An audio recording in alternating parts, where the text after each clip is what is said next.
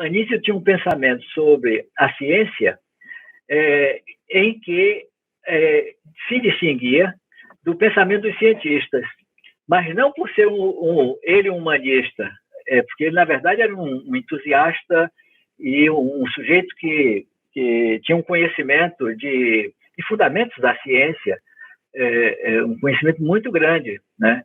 Ele só não tinha formação matemática, né? Mas tinha um conhecimento muito grande.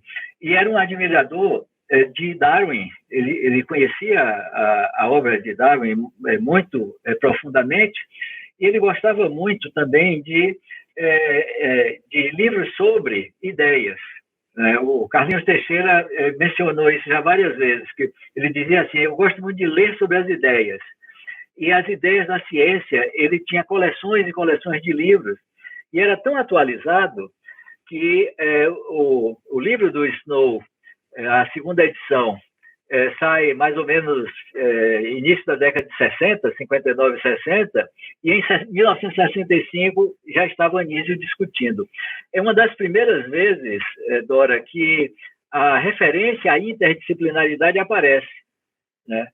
E também uma concepção que ele trazia da ciência, que é uma concepção muito próxima, Haroldo, dos epistemólogos marxistas, que a ciência não é uma produção individual, e sim uma realização institucional, uma realização da cultura. E ele argumentava que o humanismo velho era aquele humanismo separado, e o novo humanismo é um humanismo que integra, inclusive, a ciência e a tecnologia, né? E acho que essa é uma mensagem muito poderosa. E o engraçado é que, em certo momento do debate entre os dois, o Maurício Rocha e Silva diz assim: poxa, até parece que nós trocamos de lugar, né? Eu estou aqui aparecendo como um dualista e você é o que está trazendo a ideia da unificação da ciência. Mas aí Anísio responde: não é a unificação da ciência que está me preocupando, é a cultura.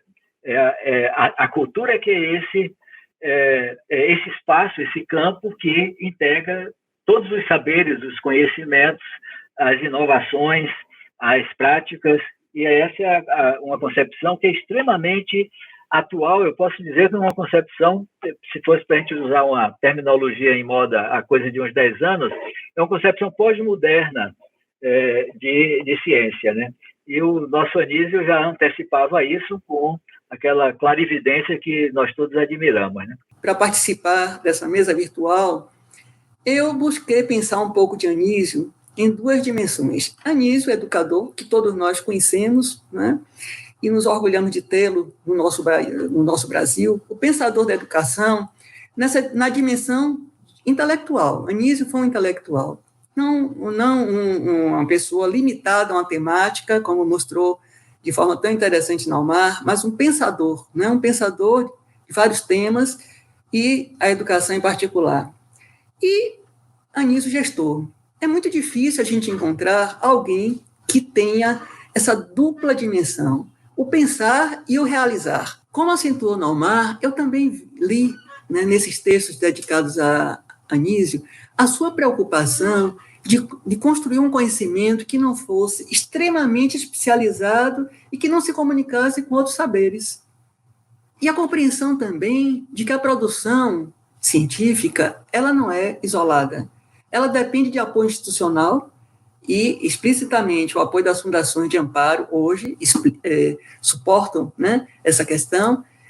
Depende da interlocução com o outro, depende de diálogo, né? Então, Anísio, através da sua contribuição, do seu trabalho, da sua liderança no Brasil para a construção de uma educação democrática, de uma escola pública democrática, Anísio também nos trouxe a possibilidade de desenvolvermos a educação com base na ciência e, principalmente, o aporte de recursos públicos para que a educação e a pesquisa se desenvolvessem no nosso país. A experiência dessa primeira Fundação de Amparo, relata o professor Baiardi, não foi muito longa.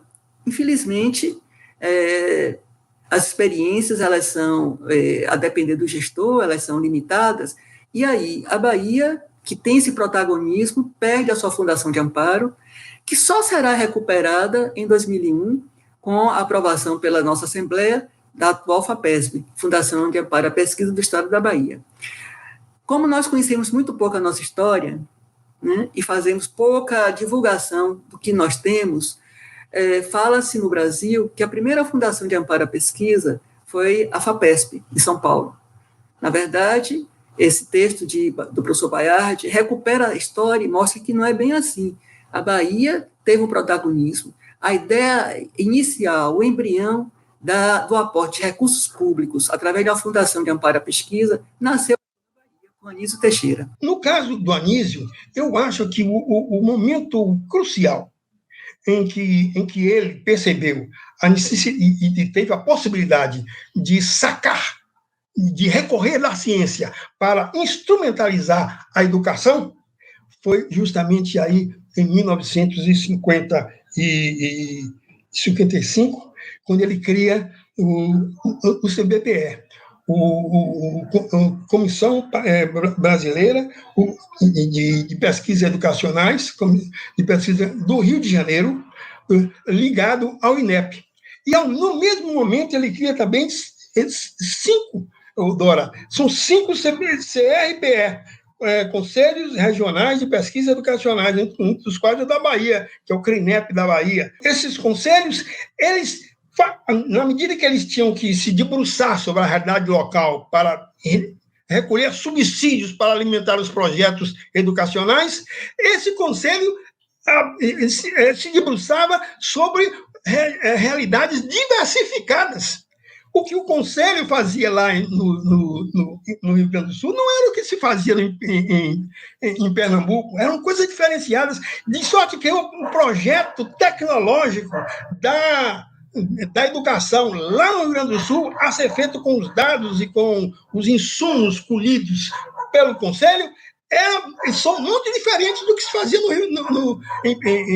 em Pernambuco, na Bahia, em Minas, etc. Tal. Eu acho que isso foi uma coisa de enorme importância para a relação entre ciência e educação. A educação se alimentava da ciência. E quanto mais a ciência se desenvolvia, mais a educação tinha base científica e mais era ela fecunda, mais ela, digamos assim, encarnada na realidade viva. De sorte que a tecnologia de educação, a tecnologia está relacionada com a transformação desse povo em algo ativo, em algo presente, em sujeito da história. Esse que é o desafio do ponto de vista da transformação do povo através da educação no sujeito transformador da história.